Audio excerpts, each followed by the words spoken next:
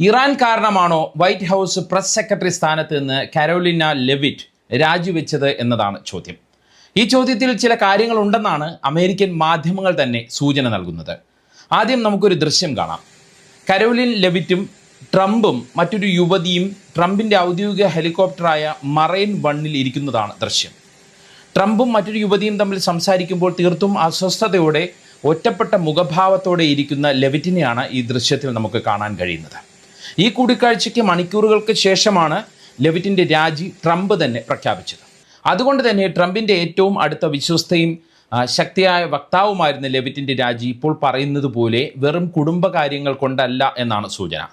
അതിൽ ഇറാൻ കാരണമുണ്ടായ കടുത്ത അതൃപ്തി ഒളിഞ്ഞിരിപ്പുണ്ട് എന്നാണ് വിലയിരുത്തൽ. അതിന് ജൂലൈ 8 ട്രംപിൻ്റെ തുർക്കിയിൽ നിന്നുള്ള രഹസ്യയാത്രയുമായി ബന്ധവുമുണ്ട്.